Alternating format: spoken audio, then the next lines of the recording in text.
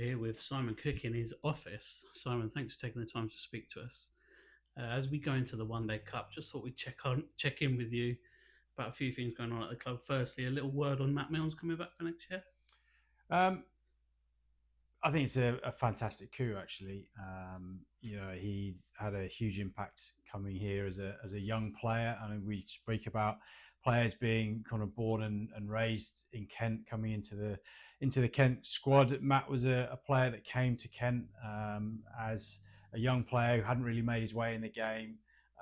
We gave him an opportunity.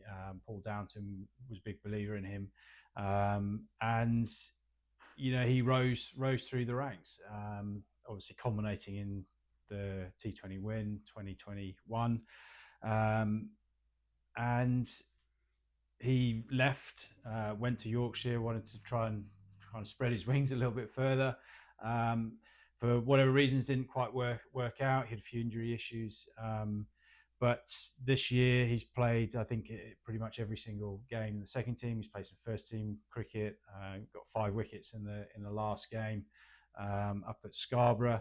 And I feel that the age that he is, the experience that he is, he's going to come back into this side at a really critical point where he can help drive this bowling attack forward. We know what he's like as a player, tenacious bowler, full of energy. He'll run in all day for you. He offers us huge opportunities down the order with the bat as well. So he fits in, knows all the players well, fits in well, loves Kent, loves Canterbury. So I think it was a no-brainer when he became available, and he's proved his fitness. So I don't think there's any issues around that. Looking forward to the One Day Cup then. We've named 2 captains for the One Day Cup, Harry Finch and Grant Stewart. Just talk us through the process of appointing those 2 as captain. So the process, really, it was quite a simple process at the start, in the fact that DBD wasn't in the 100 and he was fit and he was going to captain as club captain. And unfortunately, he sustained that injury, which means that he's out of the One Day Cup, and now he's fighting to get fit for the quarterfinals. It kind of threw up a few other different dynamics, obviously with Adam Holyoke coming into the team, or into the squad now, to run the team. It allowed him to try and have a look at some different leaders. And obviously through the first half of this year, different leaders have kind of stood up. We've seen the emergence of Grant Stewart in more of a leadership role, certainly playing a lot of key innings, particularly with the bat and rearguard actions. I think his leadership roles around the squad in Italy, his success that he's had with them, he's kind of taken a step forward, and Harry Finch the same. He started to step in a little bit. Some of that is through Jack Leaning not being available, and that's through form more than anything else. And some of the other guys, they've just decided to step in. I think the conversations with Jack were around, look, we need Jack Leaning in the best possible form that he can be, and he needs to focus on himself and getting back to that top form that we know he's got. And so actually to have an opportunity to look at a couple of different leaders through this tournament, whilst giving Jack the space and freedom to get back to being the player that we know he can be, seemed a kind of sensible solution, and a good opportunity for us. You touched on it a little bit there. The fact that Adam Holyoke is here as head coach for the One Day Cup as well, that's something we haven't had over the past few years. Do you think that's a benefit to both Adam and the squad, him being around for the One Day Cup? Yeah, we left it open at the start when he first came, and actually pretty much a couple of months into the season, we left it open because, again, as we want to give players the ability to develop and learn and grow, we want to give our coaching staff the same ability. So Mark Decker ran the One Day Cup last year, but sort of after a couple of months in, Adam was very clear that he had a young group. He wanted to mould that group, and he wanted to do it in his way. And that's he took the decision to actually say, right, actually, I'm going to run and lead the One Day Cup team because I want to continue that growth model. And in particular, with the really young players that are coming in, we see the Jane Denleys, the Ekach Singhs, Ben Dawkins, Corey Flintoff. really coming into that side, and they need to be moulded right now into the team that Adam Hollioake wants, not necessarily what Mark Decker wants. So they're the reasons why Adam has decided he wanted to lead that tournament. And it was great to see Mikey Cohen back in action after over 600 days being here at the club before he made his first appearance. Took 4 wickets on his birthday against Norfolk. How good was it to see him? I know you were there. How good was it to see him? Yeah, obviously, great birthday present for him. It was the manner that he got the wickets. Bowling up front, swung the new ball, had good pace on a slow pitch, and then was able to come back and back it up at a tougher end uphill into the wind, bowled some good Yorkers, and closed an innings out. And that's kind of what we knew he could deliver, and that's why we kind of, and it was a bit of a punt that we kind of rolled out to him. And it's quite exciting. It's one game. We've got another month or so to go, and another 3 championship games. And it would be great to see him play a major part this month, and then see what he can do sort of into September. Everything's kind of out there for him, and it's like I say, he's a top lad, and I think everyone was just so happy to see him flying in down the hill at Norfolk and sort of blowing some pads off and nicking people off to slip. And just a last word on Norfolk, obviously Harry Finch's 100 where he hit 5 sixes in 2 overs. Was it great to see Finchy find a bit of form before the start of the One Day Cup? Yeah, he's been in reasonable form throughout the year. I think the most encouraging thing for me has been the development in his power game. In the winter, he did quite a lot of work on hitting straight in particular. We know he's got a good square of the wicket game. We know he's got some ramps and scoops. But he worked quite hard on developing a power game in the winter, and actually started to see that into the T20s, where he was again rewarded through great performances in the second team, through batting at 3 and scoring heavily at a high strike rate. And again, we saw that particularly in that last game here in the group stages of the Blast.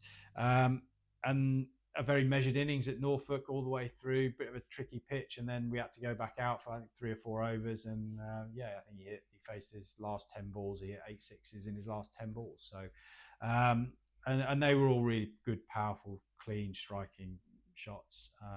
So that's again really exciting that he's got a different dynamic to his game. You touched on Corey Flintoff a little bit. How are the likes of him and Mo Risley going to come into this side? So I think one day cricket's about having a lot of these all-rounders, and so we'll take Corey to start with, who's been around our squad for certainly the first half of this year, and I've seen him just getting progressively better and better and better, particularly with the ball. What I saw yesterday was really encouraging. He just ran in, hit the deck really hard, just ran it back top of the stumps, kept it nice and simple, and he's a good athlete. And he can bat as well. So he offers a lot of options for us in this tournament in particular. And Mo's similar with the ball. I think we typically play on used pitches at this time of year in August. So the ability to play 2 spinners, and he bats really well. Again, we've seen in the last 2 weeks in particular the amount of runs that he's got down the order for our second team. Clearly he can hold the bat, and again it just elongates our batting lineup even more, which means that we can go harder at the top to really put opposition teams under pressure. We've made a big point as a club recently about our Kent ethos of producing Kent players. Obviously, our last championship match against Leicestershire, we had Ekant Singh, Ben Dawkins and Jayden Denley all play. Do you think the One Day Cup is the opportunity for them to sort of get as many minutes as they can under their belts and really look to push on? So I think there's a combination of things in there. Yes, ultimately that is the tournament, that is the platform that we like to give young players that exposure to. Ollie Curtis is another one that are going to come into that shake-up. We also need to maintain that competitive edge. We want to win that tournament. We've got a squad that is capable of doing it. They may not play every game. They may play bit parts in each game, but ultimately it is going to be on them to be able to get out there, own a spot, keep a spot, or keep pushing and try and get in when they can, where they can. We're kind of blessed with 18 or so players that we can now pick from, and it's really, really exciting, really encouraging. I think again, a lot of them are all rounders. Ben Dawkins can take the gloves potentially if he needs to. Ekanch bowls and bats. Didn't bowl against Norfolk, but batted really, really well. Jaden, top of the order, and bowls left arm spin. Again, lots of those different options that will come into the tournament, particularly the later on it goes when you start to get onto some used pitches and some outgrounds. You touched there on the balance between developing players and having that competitive edge. A lot of eyebrows were raised last year when Ben Compton wasn't selected for the One Day Cup. Where do you see his role this year in 50 over cricket? So there's been a lot of talk, and Adam has been quite vocal on where he sees Ben in terms of One Day Cup cricket. We saw yesterday against Norfolk, he actually batted in the middle order, because you look at his statistics in terms of his strike rate outside of the power play. He's as good as anybody rotating it around. Ben has a unique ability to be able to get through really tough periods. So when there's a situation where we might turn up and it might be tough with a new ball, he might well go up and open, because that's actually a skill set that is going to be really, really valuable and allow a platform for everyone else to kind of hit off later on in the innings. So his role will be probably quite fluid in One Day Cup cricket. I mean, you also got to remember you've got Daniel Bell-Drummond, Joe Denley, and Chris Benjamin potentially to come into this lineup as well. So there's a lot of competition for places, from 1 through to probably 6 or 7, which is a great space to be. Another thing that people were saying last year during the One Day Cup is that we were using the One Day Cup as an opportunity to test out a few different tactics for T20 cricket. Is that what we're going to do again this year? Not really.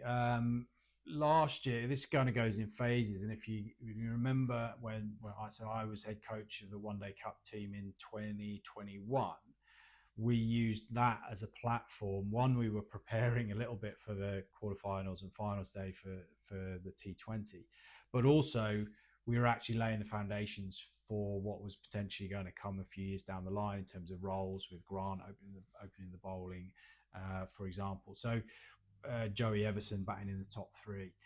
So we used it in that way, and then it used the platform for that to then get the 2022 success.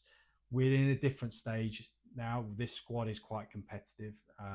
We don't necessarily need to know that information. This is going to be about picking the best team that's going to win on the day, and that's a slightly different ethos than we have done probably last year, where we were having a little bit of a look. This year will be the focus will be on winning. And it's slightly different again to the T20 in that we're playing at Beckenham and Canterbury. Obviously, Beckenham at times could be a bit of a bowler's graveyard. Do you think that's a good test for these younger players coming in? It's a great test, both as a bowler and as a batter, because if you win the toss and bat, you feel under a little bit of pressure that you've got to get a score. But I think as a bowler, you've got pretty much it's not a shot to nothing, but you know it's going to be a tough day, so you're going to manage your expectations around that, and players need to understand that a little bit. And that's not to say, oh, we'll just go out there and just fling anything down and we'll chase down whatever they get, kind of thing. It's about being able to play with that freedom. And actually, in a lot of those games that we've been involved in, where we've ended up conceding sort of 350 plus, there have been opportunities all the way through those to actually restrict those scores, and it's generally done through taking wickets, and we just got to understand those opportunities, and when they come, we've got to take them, because on good wickets, on good pitches, if you do against good players, you miss those opportunities, they kind of hurt. You don't get too many more to kind of catch up, and that's the difference really between playing on a really good surface against a good player versus playing against good players on, say, an outground or a surface that's slightly tacky or a bit spin friendly. You get another opportunity to get back in the game. But that's the next step up. You're going from second team to first team, or your first team to international cricket. The kind of chances get fewer and far between. You've got to try and take them when they come. And slightly more off the field for this last question, it's kids' tickets from £1 during the school summer holidays. There's going to be a lot of kids around during the One Day Cup. during August as well, and parents are on holiday, etc., etc. Do you think this tournament's a great way for young kids to get into cricket? This is a brilliant way to come and watch cricket. It's slightly longer than T20. Sometimes T20 can be kind of done dusted before you've even blinked. This is an opportunity to come down, be here for 6 hours or so, be able to kind of drift in and out of a game, play a game of cricket on the bank as a kid. My sons come down here and they're on the bank playing cricket all day, pretty much every day, and they just absorb the cricket. You have a look at the big screen when you see a 6 or a 4 or a wicket, and a great opportunity to support the club and really engage into the game. And this is a lot of, you speak to a lot of members when I kind of walk around this, they have memories of coming to the ground when they were a kid. And this is kind of what sparks that interest when they go away and then they play club cricket, or you can either play cricket or you can get involved in scoring or umpiring or anything. There's so many different avenues now to be involved in cricket, and it ultimately starts by looking at your heroes on the cricket field. Do you think the fact that we are representing Kent rather than playing for a franchise, do you think that's a bigger pull to younger people, that these are the players that represent them? Obviously, you have players like Jaden and Joe that are from Whitstable. You have players from the local area. Do you think that gets people more up for it? I think that's the connection, because it's a tangible connection. That's the thing that really draws the interest in. I know if I'm looking at another sport and I find that there's a player that's come from an area where I am, or a school, or there's a connection to me somewhere, I'll go and look for that player, and by default look for that team. So absolutely, which is again reinforces why us moving down the route of trying to develop our young players, produce our own players that go on and play for England and franchise cricket around the world. You want to have that connection rooted kind of in the Kent area. Cool. Thank you very much, Simon. Pleasure.